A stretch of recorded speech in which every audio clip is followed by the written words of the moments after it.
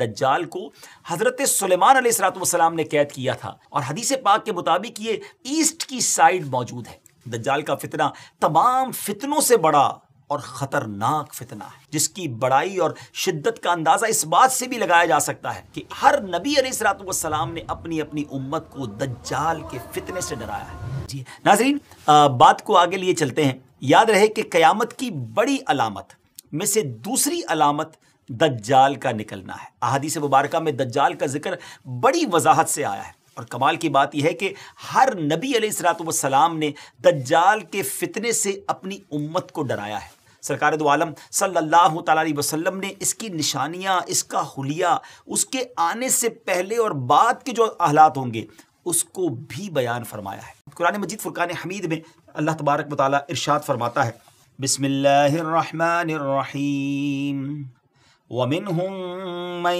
يَلْمِزُكَ فِي الصَّدَقَاتِ فَإِنْ أُعْطُوا مِنْهَا رَضُوا وَإِنْ لَمْ يُعْطَوْا مِنْهَا إِذَا هُمْ يَسْخَطُونَ۔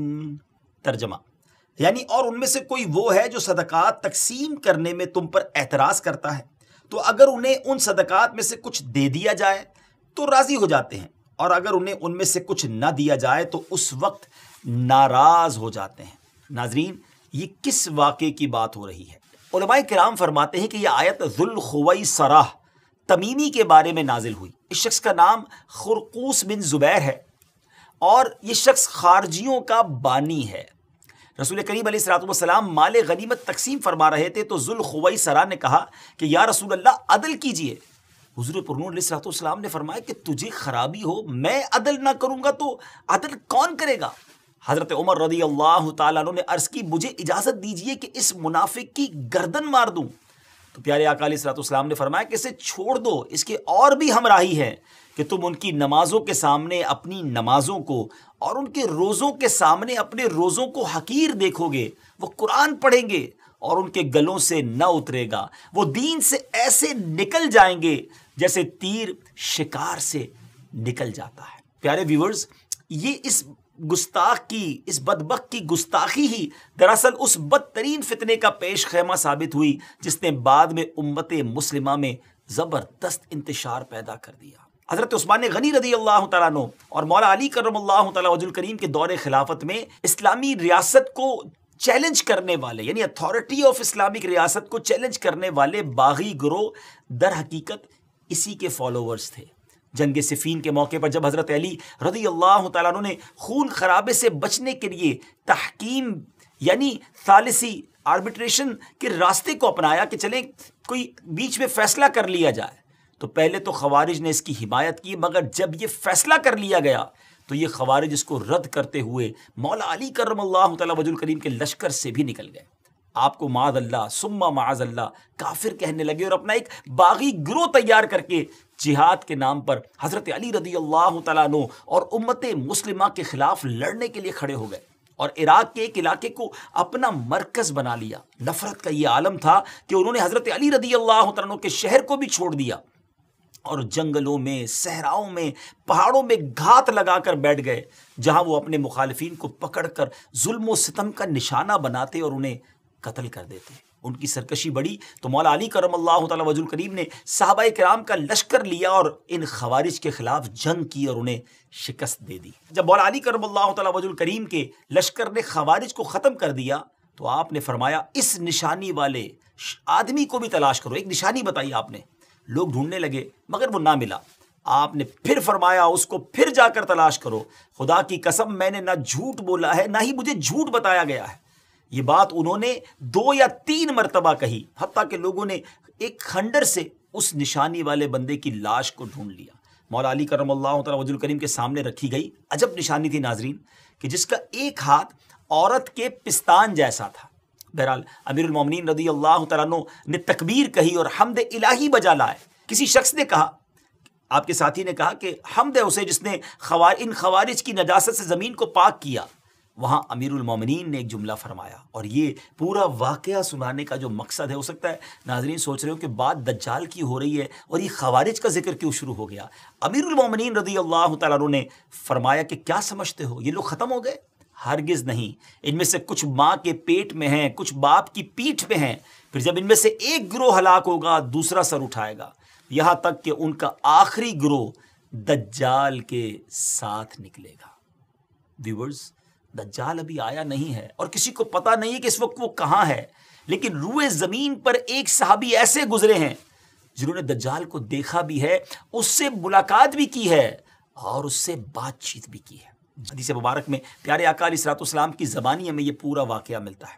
ایک مرتبہ پیارے آقا علیہ الصلوۃ والسلام نے اچانک سڈنلی اپنے صحابہ کرام کو جمع فرمایا اور خطبہ دینے کے لیے ممبر پر تشریف فرما ہو گئے۔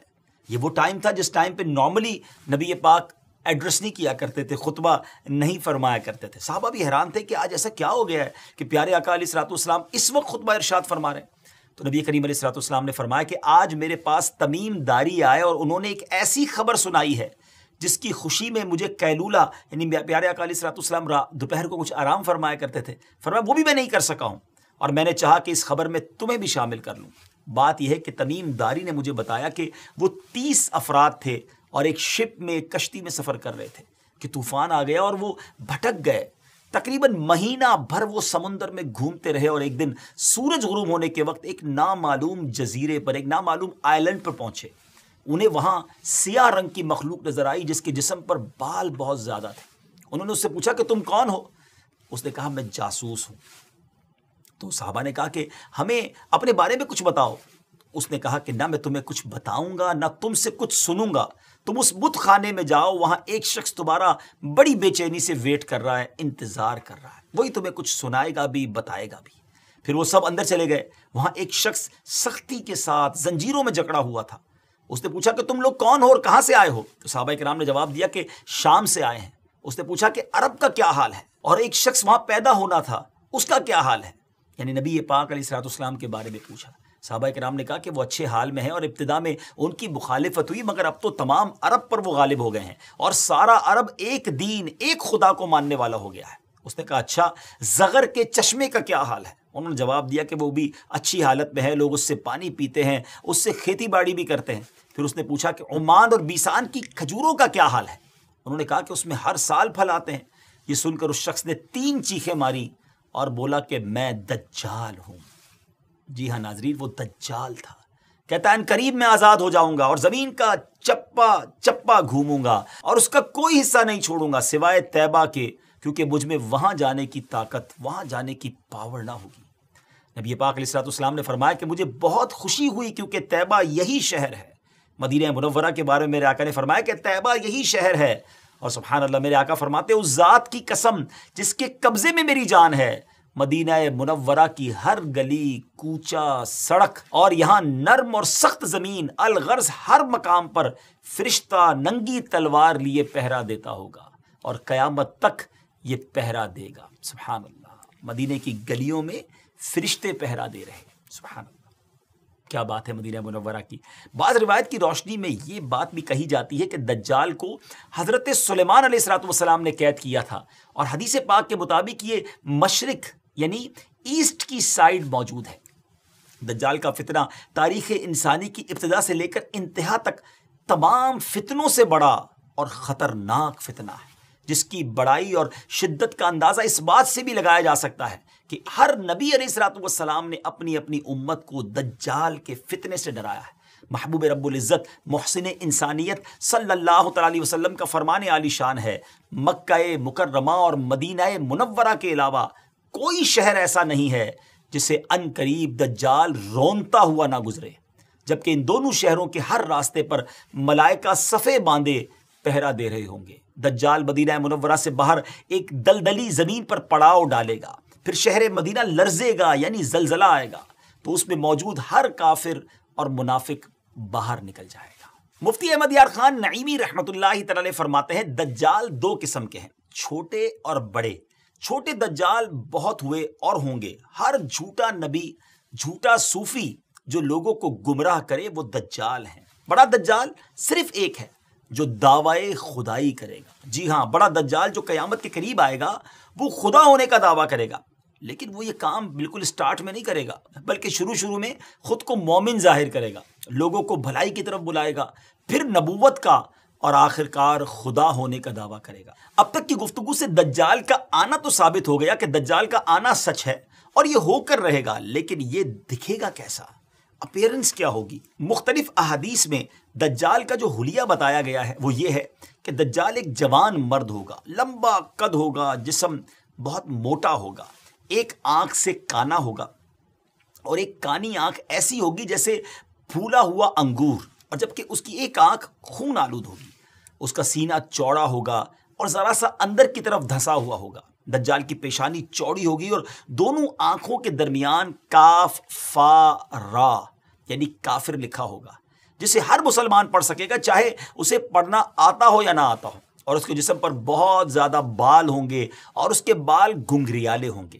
اس کے دونوں کانوں یعنی ایئرز کے درمیان 40 ہاتھ کا فاصلہ ہوگا۔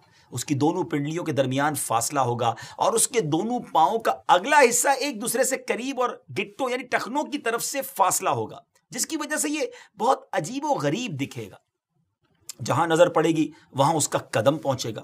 اس کی سواری بہت زیادہ بالوں والا گدھا ہوگا، ڈونکی ہوگا۔ یہ تو تھا دجال کا حلیہ۔ دجال کے آنے سے پہلے کیا حالات ہوں گے، لوگ کس حالت میں ہوں گے، ان کے بارے میں بات کرتے ہیں۔ دجال کے نکلنے سے پہلے دنیا بہت بری حالت میں ہوگی، جیسا کہ احادیث مبارکہ کے مضامین سے پتہ چلتا ہے کہ اس کے نکلنے سے 3 سال پہلے سے اس دنیا میں خشک سالی پھیل جائے گی، خشک سالی کا گویا سال پھیل جائے گا۔ فرسٹ ایئر کیا ہوگا؟ آسمان سے 1/3 بارش ہوگی اور زمین کی 1/3 پیداوار روک لی جائے گی، یعنی اب صرف 66% گروتھ ہو رہی ہوگی زمین کے اندر۔ دوسرے سال آسمان سے 2/3 بارش روک لی جائے گی، یعنی 66% اپروکسیمیٹلی 2/3 بارش نہیں ہوگی، اور پھر 2/3 زمین کی پیداوار بھی۔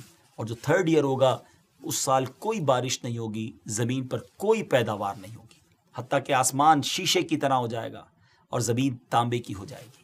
اس خشک سالی کے سبب تمام چوپائے ہلاک ہو جائیں گے، فتنے اور قتل و غارت گری عام ہو جائے گی، آدمی ایک دوسرے کو قتل اور جلا وطن کر رہے ہوں گے، غذائی قحط یعنی ایک جس کو کہیں کہ فوڈ کا کرائسس پیدا ہو جائے گا، علمی اور روحانی قحط بھی ہوگا، یعنی فوڈ کرائسس کے ساتھ ساتھ غذائی قحط کے ساتھ ساتھ علمی اور روحانی قحط بھی برپا ہوگا۔ دین کے معاملے میں لوگوں میں کمزوری پیدا ہو چکی ہوگی، علماء اور دیندار لوگوں کی قلت ہوگی۔ تب دجال ایسٹ کی سائڈ سے، مشرق کی طرف سے ایک اصبہان یا خراسان نامی شہر سے نکلے گا اور زمین پر 40 دن رہے گا، جن میں سے ایک دن 1 سال کے برابر ہوگا، اور ایک دن 1 ماہ کے برابر، اور اگلا دن 1 ہفتے کے برابر، جبکہ باقی دن سال کے عام دنوں کی طرح ہوں گے۔ اس مدت میں دجال اپنے گدھے پر سوار ہو کر ساری دنیا کا چکر لگائے گا۔ گدھے کا جسم اتنا بڑا ہوگا کہ دونوں کانوں کے درمیان کا جو فاصلہ ہوگا وہ 40 ہاتھ کے برابر ہوگا، اور اس کے ڈونکی کی جو رفتار ہوگی وہ یہ عالم ہوگا کہ 1 قدم اٹھائے گا تو 1 مائل طے کر لے گا، اور روئے زمین کا کوئی میدان، صحرا اور پہاڑی علاقہ ایسا باقی نہیں بچے گا کہ جہاں وہ نہ جائے۔ البتہ مکہ مکرمہ اور مدینہ طیبہ پر فرشتوں کا پہرا ہونے کی وجہ سے ان میں داخل نہ ہو سکے گا، بلکہ مدینہ کے باہر دلدلی زمین میں پڑاؤ کرے گا، اور مدینہ پاک میں زلزلے کے 3 جھٹکے آئیں گے، جس کی وجہ سے ہر کافر اور منافق وہاں سے بھاگ نکلے گا اور دجال سے جا ملے گا۔ اس روز مدینہ پاک ہر منافق، فاسق، مرد و عورت سے خالص و پاک ہو جائے گا۔ اس لیے اس دن کا نام یوم الخلاص ہے۔ دجال طرح طرح کے شعبدوں یعنی ٹرکس کے ذریعے لوگوں کا ایمان برباد کرنے کی کوشش کرے گا۔ ناظرین ذرا سوچیں کتنا ڈیفیکلٹ ٹائم ہوگا۔ ایمان بچانا، اپنے آپ کی حفاظت کرنا، اپنے دین کی حفاظت کرنا، یہ کتنا مشکل ہوگا۔ حدیث پاک میں بہت باتیں ڈیٹیل سے بیان ہوئی ہے ناظرین۔ حدیث پاک میں ہے کہ دجال کے ساتھ روٹیوں کے پہاڑ ہوں گے۔ دجال کے فالوورز کے علاوہ باقی لوگ سخت تکلیف میں ہوں گے۔ دجال کے ساتھ 2 گارڈن ہوں گے، 2 باغ ہوں گے، جن میں سے ایک کو وہ جنت کہتا ہوگا، دوسرے کو دوزخ کہے گا۔ جو اس کے خدا ہونے پر ایمان لائے گا اسے اپنی جنت میں ڈال دے گا، اور جو انکار کرے گا اسے جہنم میں داخل کرے گا۔ لیکن یاد رہے، جس کو وہ جنت کہتا ہوگا بیسیکلی وہی دوزخ ہے، اور جس کو وہ دوزخ کہتا ہوگا اور جو ایمان کی وجہ سے اس میں ڈالا جائے گا، اس کا انکار کی وجہ سے ڈالا جائے گا، تو وہ آگ میں نہیں بلکہ وہ واقعی جنت میں جا رہا ہوگا۔ اس کے لیے زمین کو لپیٹ دیا جائے گا، وہ 40 دن میں پوری دنیا کا چکر لگائے گا سوائے حرمین طیبین کے۔ زمین سے خزانے نکالے گا اور خزانے اس کے پیچھے چلیں گے۔ علم دین کی انتہائی کمی ہوگی. روئے زمین پر کوئی ایسا شخص باقی نہ ہوگا جو دجال سے ڈیبیٹ کر سکے, مناظرہ کر سکے. ایک ایسا نیک مومن ان کی طرف آئے گا جس سے دجال کے سپاہی کہیں گے کہ کیا تم ہمارے رب پر ایمان نہیں لاتے؟ وہ نیک مومن کہیں گے کہ میرے رب کی نشانیاں چھپی ہوئی نہیں ہیں. پھر وہ ان کو پکڑ کر دجال کے پاس لے جائیں گے. یہ دجال کو دیکھ کر فرمائیں گے اے لوگوں یہ وہی دجال ہے جس کا رسول کریم علیہ الصلوۃ والسلام نے ذکر فرمایا تھا. دجال کے حکم سے ان کو مارا جائے گا, زد و کوب کیا جائے گا. پھر دجال کہے گا کہ کیا تم میرے اوپر ایمان نہیں لاتے؟ وہ فرمائیں گے تو مسیح کذاب ہے. دجال کے حکم سے ان کے جسم مبارک سر سے پاؤں تک کاٹا جائے گا, 2 حصے کر دیا جائے گا. ان دونوں حصوں کے درمیان سے دجال گزرے گا.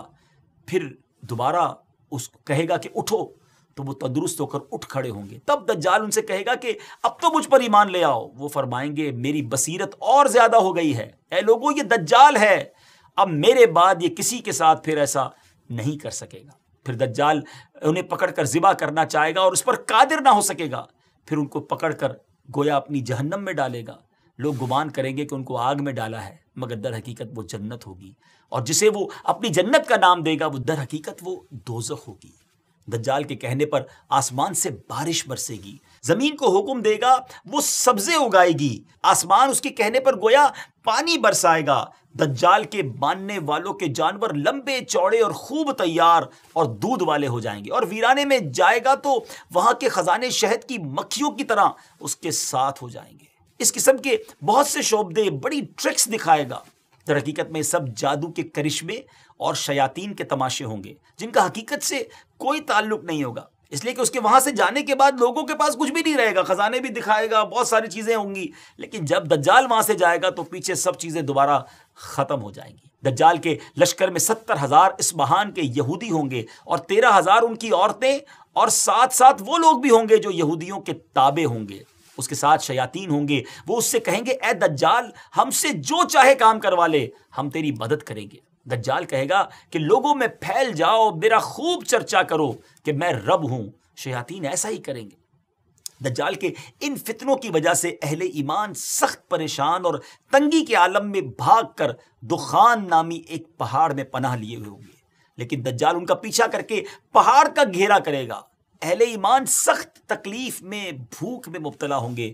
تب اللہ پاک حضرت سیدنا عیسیٰ علیہ نبینا علیہ الصلوۃ والسلام کو نازل فرمائے گا. ناظرین, یہ وہ ٹرننگ پوائنٹ ہوگا کہ تمام تکلیفوں کے بعد, تمام پرابلمز کے بعد اہل ایمان کی پھر مدد کیسے کی جائے گی. قرب قیامت ہوگی اور حضرت عیسیٰ علیہ الصلوۃ والسلام جامع مسجد دمشق میں شرقی مینارے پر نازل ہوں گے. اور اب جب حضرت عیسیٰ علیہ الصلوۃ والسلام اس دنیا میں آ جائیں گے تو ان کو دیکھتے ہی دجال ایسے گھلے گا, میلٹ ہوگا, جیسے پانی میں نمک گھلتا ہے, میلٹ ہوتا ہے. آپ علیہ الصلوۃ والسلام دجال کو مقام لد پر قتل کریں گے, اور اس کے فالوورز میں سے ایک بھی, کسی کو بھی زندہ نہیں چھوڑیں گے. یہ فتنہ بہت شدید ہوگا. ناظرین, نبی پاک علیہ الصلوۃ والسلام نے بھی اس سے پناہ مانگی اور اس کی ترغیب ارشاد فرمائی ہے, اور روایت کی روشنی میں علماء نے دجال سے بچنے کے کچھ طریقے بھی ارشاد فرمائے ہیں. آئیے اب وہ باتیں بھی سیکھ لیتے ہیں کہ ہم اس کے لیے کیا کر سکتے ہیں, ہم کیا دعا کریں. جو کوئی مسلمان مکہ یا مدینے میں ہوگا وہ دجال کے فتنے سے محفوظ رہے گا, کیونکہ دجال حرمین طیبین میں داخل نہیں ہو سکے گا. بعض روایت میں آیا کہ جو مسجد اقصی یا مسجد طور میں ہوگا وہ بھی فتنہ دجال سے بچا رہے گا. نبی پاک علیہ الصلوۃ والسلام نے فرمایا جو سورہ کہف کی پہلی 10 آیتیں یاد کرے گا دجال کے فتنے سے محفوظ رہے گا. میں بھی نیت کر لیتا ہوں, آپ بھی کر لیں کہ 10 آیتیں سورہ کہف کی, فرسٹ 10 آیات آف سورہ کہف, اس کو یاد کر لیں. علماء نے مختلف حدیثوں کی روشنی میں یہ بات بھی بیان کی اور فرمایا کہ پہاڑوں اور جنگلوں سے دور رہا جائے, کیونکہ دجال اکثر دیہاتوں یعنی ولیجز میں جائے گا. ان باتوں کے ساتھ ساتھ اللہ تعالیٰ کی تسبیح و تکبیر, ایمان پر ثابت قدمی اور صبر سے بھی دجال سے بچا جا سکے گا. اگر وہ کسی کو اپنی آگ میں بھی پھینکے گا تو اسے چاہیے کہ وہ ثابت قدم رہے, کیونکہ وہ آگ اس پر سلامتی والی ہو جائے گی, یعنی گویا گلزار ہو جائے گی. یا اللہ عز و جل اس مشکل وقت میں ہر مسلمان کی مدد فرمانا. السلام علیکم ورحمۃ اللہ وبرکاتہ.